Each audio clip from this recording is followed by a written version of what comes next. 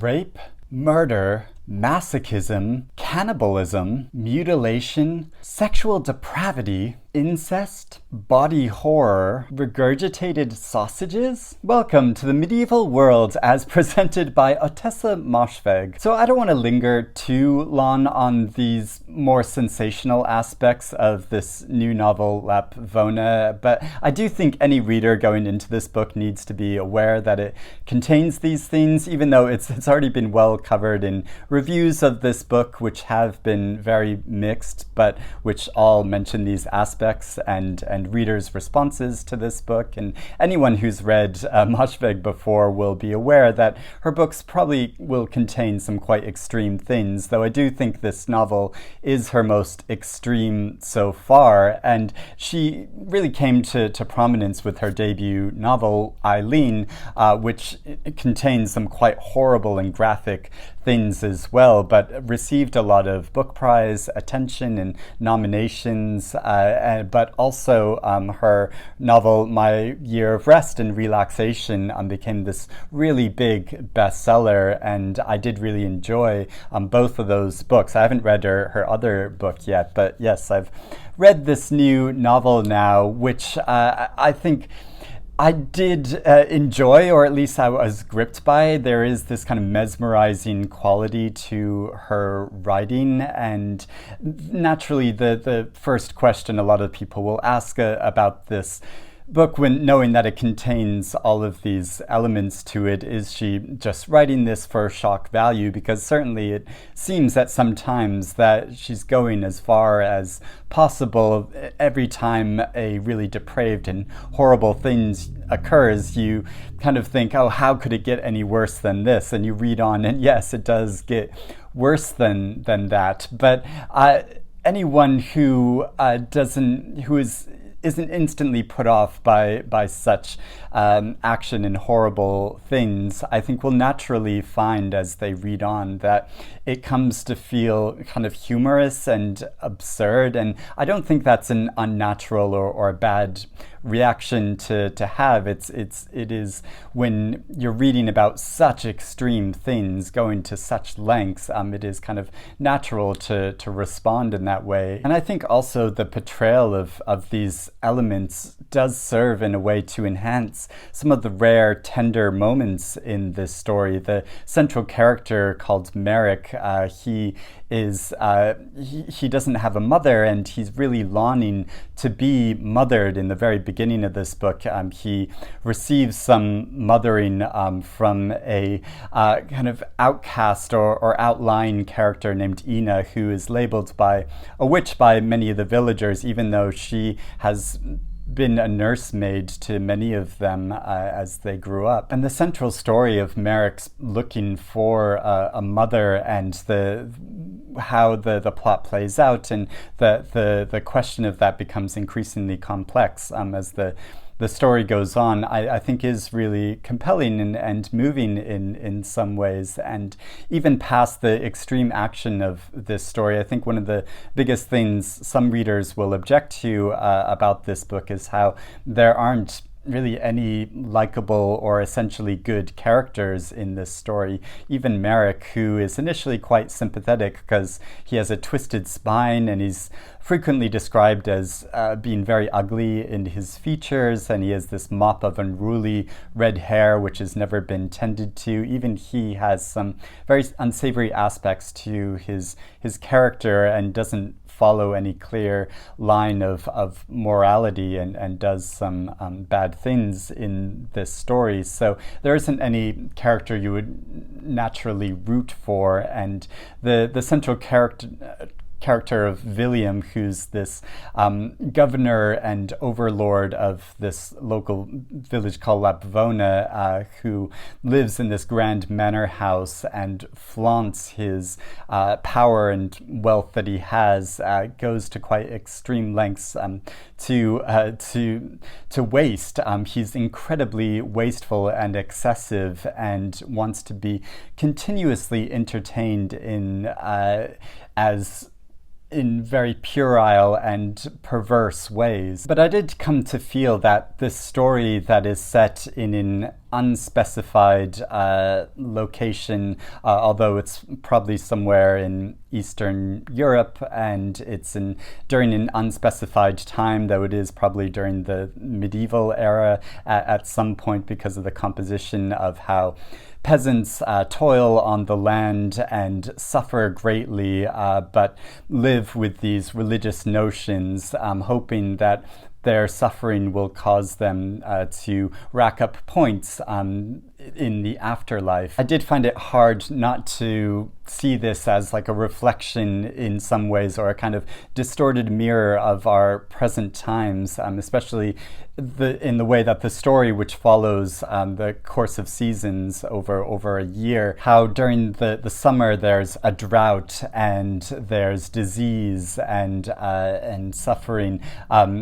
over this summer period, and it's difficult not to find parallels in the present today, on this day which I'm filming here in London, where we are experiencing record temperatures of 40 degrees Celsius high. It's hard not to see that there are parallels between this and our present time, because the way in this story, these things which occur aren't a natural phenomenon. They are manufactured by William, where he reroutes water so that he can continue to enjoy this lifestyle of luxury and splendor, while the peasants are driven to completely desperate conditions and live in the worst conditions imaginable, and how this naturally reflects how a lot of the elite of our world sort of shore up power and resources for themselves, and increasingly avoid or actively dismiss how environmental conditions are worsening very rapidly, and how also not only it doesn't only feel like the author feels real frustration and anger with those elite, but also with the general population, many of whom in this story just kind of go along with this, or believe that their governor will protect them, or that this is what they were meant to suffer because of their religious beliefs. And it's quite interesting how the population in this, a lot of the general population are vegetarians for religious reasons, but they have to abandon that under desperate circumstances. So I did really feel and sympathize with this underlying anger, which is in this story, but was also really gripped by it, the quality of the author's writing, how she draws you through a story, not just in the descriptive details, which are at many times stomach-turning, but also the way she plots it out and compels you through the story, how there's this aspect of the story as well, of this mysterious tongueless woman that comes to be seen as possibly bearing a new Christ-like figure or savior, because it's believed or rumored that she had an immaculate conception, although we are aware that this was not that. We know why she is pregnant and the conditions which caused that, and how the author makes you privy to this information, which does make the story quite gripping in a lot of ways, because we're following how the characters are misdirected and or taking actions because of their mistaken beliefs. And something I found really useful recently to think about as a point of comparison of why Moshfegh goes to such extreme depraved and horrible detail in this story, to think about her writing, is with the filmmaker John Waters, who just